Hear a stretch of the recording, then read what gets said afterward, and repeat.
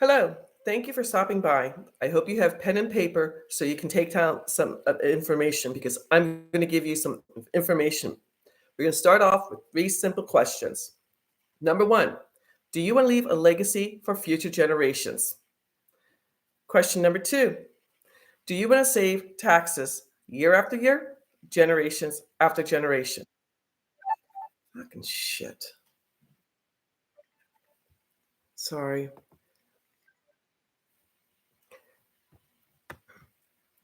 Sorry, that was somebody calling me on I don't even know what it is, Instagram. I don't know why they think they can talk, but so starting over again. Three simple questions. Number one, do you want to leave a legacy for future generations? Number two, do you want to save taxes year after year, generation after generation? Number three, do you want to know the secret of the rich? I'm so glad you're here to listen to this. The Spendthrift Trust is legal. It's in the IRS Tax Code 643B. Imagine saving four, five, even six figures in taxes every single year. You can use this money to pay off your mortgage, to buy a new car, take your family on a vacation, to save for retirement, or to give to charity. The money, how you spend the money is your decision.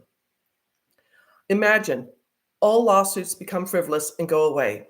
Think how much anxiety and worry disappear. Think how much money, time, and effort you can save. This is legal. It's in the IRS Tax Code 643B. Imagine no one knows what you own, where you own, how much you own, or what you do with this. It's all kept completely private. Your LLC does not do that.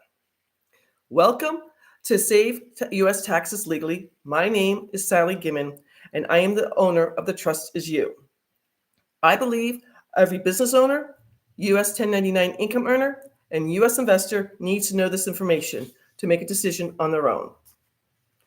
I believe I found a solution for my short-term capital gains, and it is my duty to share this information with as many people as I know. And I also believe that the playing field needs to be leveled for all small and mid-sized businesses. Not everyone gets free land like Amazon does. We need to know how other people save money. Now, the Spendthrift Trust is going to save you in four very important ways. Listen up. Number one, it's going to save you taxes year after year, generation after generation. Number two, it's going to keep your information completely private. There's a false rumor out there that your LLC, S Corp, or C Corp does this. I can go to the Secretary of State or the Corporation Commission website and research your LLC. There's a reason why 40% of all LLCs get sued every year. Number three, talking about lawsuits. All lawsuits, you have all your possessions in the Spendthrift Trust. It's a titanium vault, and all lawsuits become frivolous and go away. And number four, if you're not aware of the 2024 Corporate Transparency Act from the Treasury Department, with the Benson Financial Trust, you are exempt from doing that paperwork. If you do not get the paperwork, please do the paperwork. The fines for not doing the paperwork are either $10,000 and or 2 years in jail. I know what you're thinking. I know exactly what you're thinking. Like, how come I've never heard of this? Why did my CPA not tell me about this? Why is my financial advisor not thinking about this? Again, I'm going to reiterate this. It's legal. It's in the IRS Tax Code 643B. It's been in front of the United States Supreme Court on two separate occasions. Both times the Supreme Court has favored it. It is contract law that comes from England way back when that famous King Henry VIII, the king who chopped off his wives' heads, started the Church of England in 1534. He went to go tax the lords and ladies of England to pay for his church. They went to the Magna Carta and said, no, King Henry VIII, you can't do this. It's contract law that came to the colonies while we're still part under England, and the law firm I work on behalf of inherited a trust that turned 350 years old in 2023. For 3.5 centuries, this family has had a trust. Now, to tell you a little bit about the law firm, Paul Benson was a Harvard law professor, and 76 years ago, he wrote the 5 different trusts. There's the business trust for U.S. business owners and 1099 income earners to save federal and state income taxes.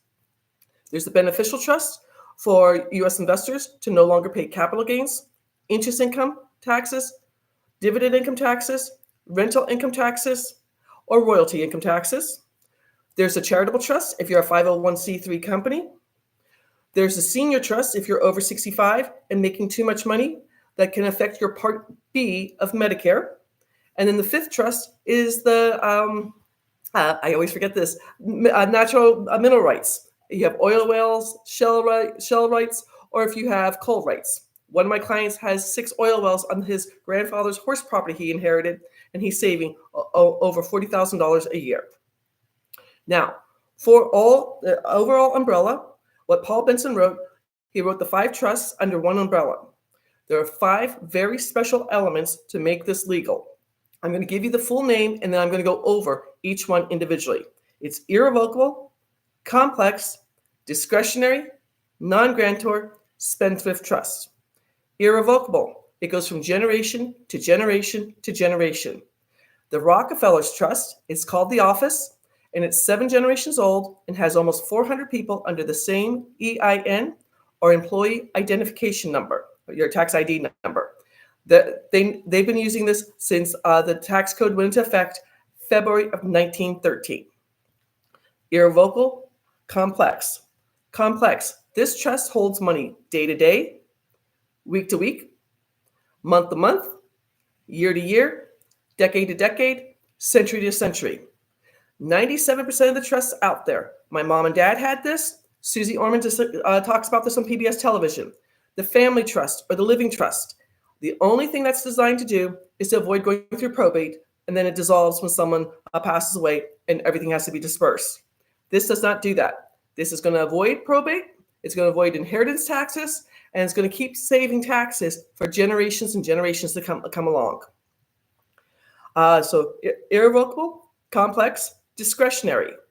Whoever is a trustee or trustees can make the rules of how the money is going to be split to all the beneficiaries. There's no contesting the will. There's no saying, hey, she really meant this or he really meant that. Whatever I say from the grave stays that way. I do choose, or you do choose, an associate trustee who will take over when that person passes away, and then they can start making the rules. Irrevocable, complex, discretionary, non-grantor.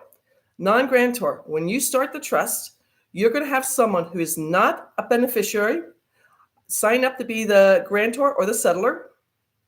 They're going to be the trustee for 5 very quick minutes, and then they're going to sign themselves away. This makes the trust completely private. You will need their social security number. This is not a speed bump. You can either use myself or another representative of the law firm free of charge. We've done this thousands of times. When I started my trust, I used a family friend, Roy, who knew me from before I was born. He was 83 years old. I took him to lunch. He was very happy to do it, but he had to sign his name 17 times. Roy was a bad decision because he had arthritis in his hands, and to sign his name 17 times, it was hard for him. He knows the trust name, but he has no access to the trust. Irrevocable, complex, discretionary, non-grantor, spendthrift. The spendthrift part has been in front of the United States Supreme Court on 2 separate occasions, and both times the Supreme Court has favored it. You can't get much more legal than this. So please continue listening to find out what you can be doing. I told you about Paul Benson being a Harvard law professor and how he has written all the courses. Since we're spending some time together, is it okay if I tell you a little bit about my history? I can't see this, but October 2018 was a watershed month for me. I was living in Phoenix, Arizona. My oldest nephew was getting married in Charlotte, North Carolina. I was a Medicare broker. I requested the Friday before the wedding and the Monday after the wedding off so I could spend some time in Charlotte. I had friends and family coming in from all over the world. I was denied. Yes, it's open enrollment, but I had a time saved up for the wedding. Not happy about that. My brand new 3-week-old car, I'm driving to work on Indian School Road, a major east-west road in Phoenix. I'm the second car through on a green light when some bozo runs the red light, T-bones my brand new sports car on the passenger side, bent the frame. It was total. I was upside down by $8,000, and I had to get a second car loan because I didn't have public transportation to get back and forth to work. Thank God I was not injured. Third thing that happened, my mom and dad, who lived in Goodyear, Arizona, that's about 20 miles west of Phoenix, drove from Goodyear, Arizona to Charlotte for the wedding. I didn't leave until 8 o'clock. I worked until 8 o'clock the night before the wedding and then drove myself to the Sky Harbor Airport to take a red eye. My dad called me Thursday before the wedding to say my mom was in the hospital and they're not sure what was wrong with her. She got septic to the blood. She was on a ventilator for 13 months, in the hospital for 15 months. Thank God she got better. My parents had planned to be away for only 2 weeks, and they were gone for 9 months until my mom came back to the Phoenix area. Now, I was going out to their house once a week during this time to do the mail because my dad hadn't planned to be gone that long. First week of December, there was a letter, 27 pages thick, from Medicare that was my mom's first statement for the emergency room and being on a ventilator. And when I opened it up and unfolded the 27 pages in big, bold black letters, it said it was $72,000. Thank God they had Medicare. My dad was a retired officer. They had TRICARE for life, and we didn't have to pay for anything out of pocket. I'm standing in my mom and dad's kitchen. I have a mortgage. I have 2 car loans. I have student loans because I went to graduate school. I have credit card debt. And one thing I'm so thankful for that no ambulance was called when the accident happened because I had an $8,000 deductible on my health insurance. I was living paycheck to paycheck. So right there in my parents' kitchen, I used my cell phone and called my friend Glenn, who had invited me to a real estate meeting. And I had said to Glenn, I had to put things on hold while it was open enrollment. Busiest time to be a Medicare insurance agent. I called Glenn on the first Saturday afternoon in December and said, Glenn, I need to change my life. How do I become a real estate investor? He's like, Sally, we're going to have a Christmas potluck next Saturday. Bring a $5 gift and some food and meet my fellow real estate investors. I don't know about y'all. That's a little bit scary. Going to a party where you don't know anyone? It was the best decision of my life. Real estate has changed my life only for the better. In 2019, still working full-time as a Medicare broker, I wholesaled 7 bank-owned properties nationwide and paid off $184,000 in debt. Sally was a rock star. Woohoo! Everybody wanted to know what I was up to. I was paid everything off. Everything was good. April of 2020, I get a phone call from my CPA requesting a meeting with me. That's never a good thing to happen. So I scheduled a meeting with him, 4:30 in Scottsdale, which is east of Phoenix. Drove out there, parked my car, went up to his office, and he said, Sally, I knew about capital gains. I had saved $50,000 for my capital gains. He said, do you realize you working full-time and wholesaling 7 properties, your tax bracket went from 22% up to 24%. If you don't know about taxes, there are 7 tax brackets from 10% to 37%, 7 different tax brackets. With my change in tax brackets, I owed the federal government $79,000 in short-term capital gains. What? I kept it together. He was going to put me on a payment plan to pay it off in 12 months. I don't know if y'all know about wholesaling, but it's feast or famine. You either have a great deal or you have nothing. Kept it together, signed the paperwork, got my parking validated, went down to the parking garage, and literally cried for 20 minutes. I drove back to Phoenix into the setting sun, tears running down my face, going, oh boy, what am I going to do? My boyfriend knew I was going to go see my CPA, so he made dinner. We sat across from each other going, $79,000. Wow.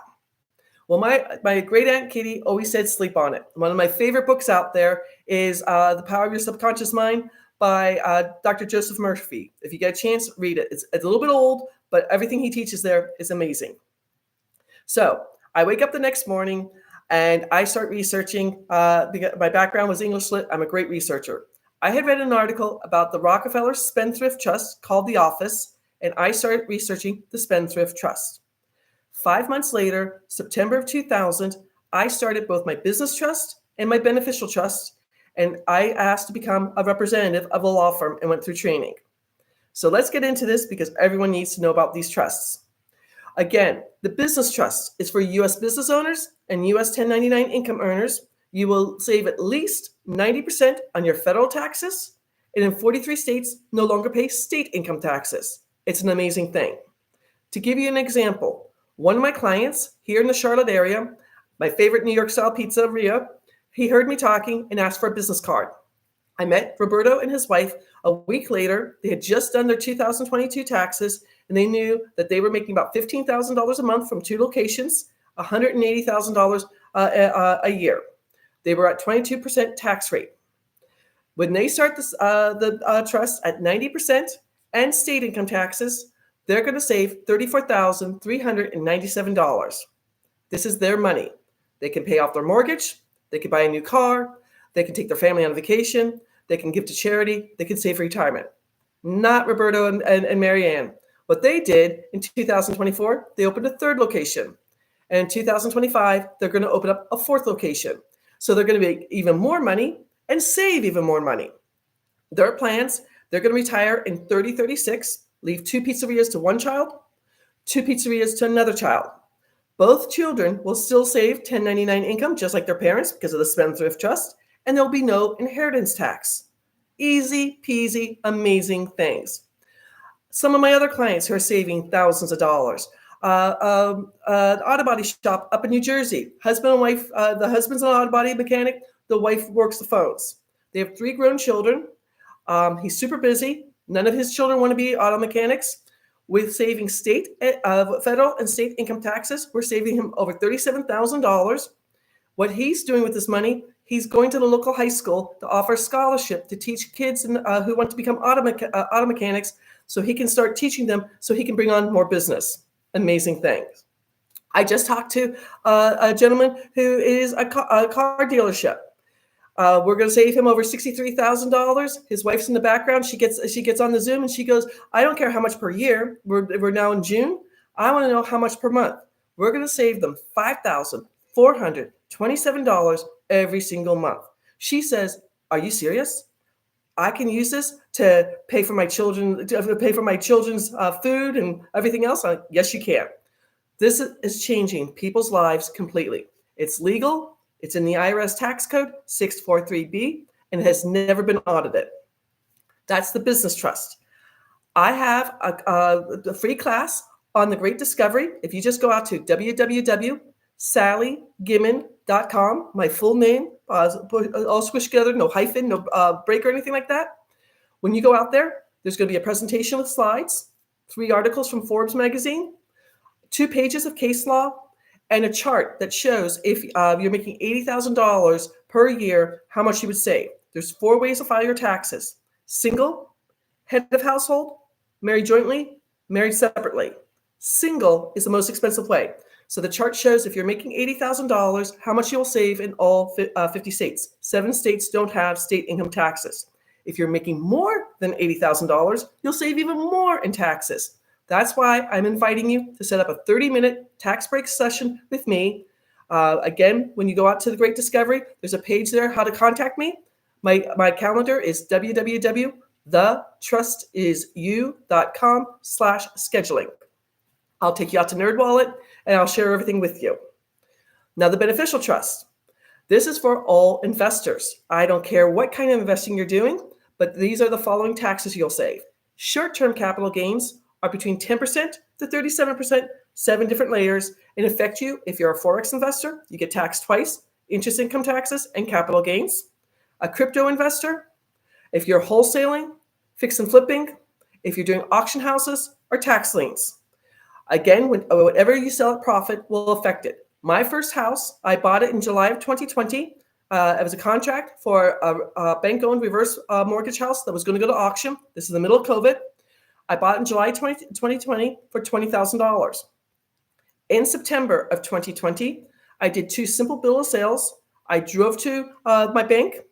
I had Jose, my banker, notarize them. While I was there, I handed him $10 from my wallet. He put that a note into his notary book, handed it back to me.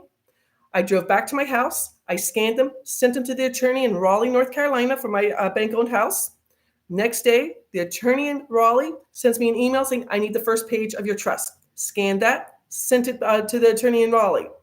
When the house finally went to auction, August 28th of 2021, because of COVID, we had to wait. The house went from $50,000 up to $64,639. Yay, Sally! I just made $44,639 without lifting a hammer. This is the way I love to invest. More importantly, because I did put it into the trust, I saved $10,358 in short-term capital gains. That was the first house.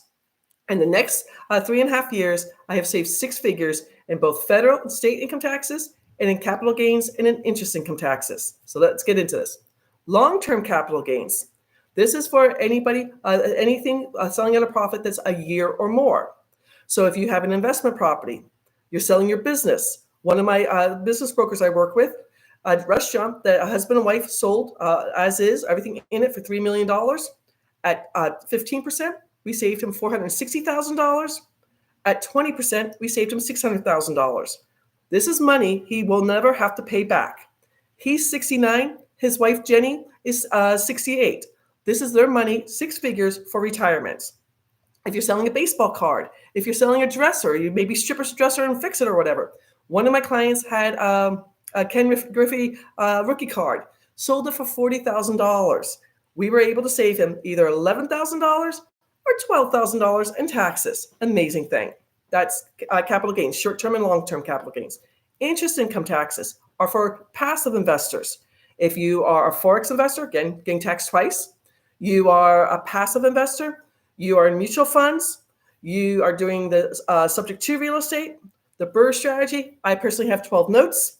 If you're doing creative financing or seller financing. My last house that I won in an upset bid, I'm doing seller financing on it. In 2 years, I'm going to save over $57,000 in interest income taxes on that one house. Amazing thing. Third one, dividend income taxes. If you're in the stock market, if you're a stock market investor, a dividend investor, if you're a day trader, if you're doing options trading, commodities trading, futures trading, binary options trading, you will save taxes on that, 10% to 37%, 7 different layers. Rental income taxes. If you are doing short-term rental like Airbnb, vacation rentals, maybe you have 5 doors, 10 doors, 20 doors, maybe multifamily, commercial property, maybe you're doing arbitrage. Yes, you can take depreciation. Yes, you can do cost averaging, but remember, keeps your information private and you pay no judgments if the renter's dog gets out and bites the mailman. They'll never come after you. So again, 10% to 37%, 7 different layers. And then finally, royalties. Royalties, you're taxed a little bit less, 10% to 35%, 7 different layers. But if you're an actor, an actress, an author, a musician, maybe you're in the NFT world, and meta world, NFT crypto, NFT real estate, NFT artwork, copyrighted information, patented information, or intellectual property. Again, I want to help as many U.S. business owners, U.S. 1099 income earners, and U.S. investors save as much as they can legally with the Spendthrift Trust. We will have a 30-minute tax breakthrough session when you schedule 30 minutes with me, and we'll discuss either the business trust or the beneficial trust. Most of my clients only need one or the other. Again, my free class is out at a great discovery, my full name, SallyGimmon.com. My goal is to help as many people as possible. I was teaching in my real estate group when my Thinking to Results coach, Susan Ma, said, "You're playing too small. You need to tell other U.S. Business owners and 1099 income earners how they too can save taxes." So thank you, Susan, for helping me out. I hope you have a beautiful week. Take care. Bye-bye.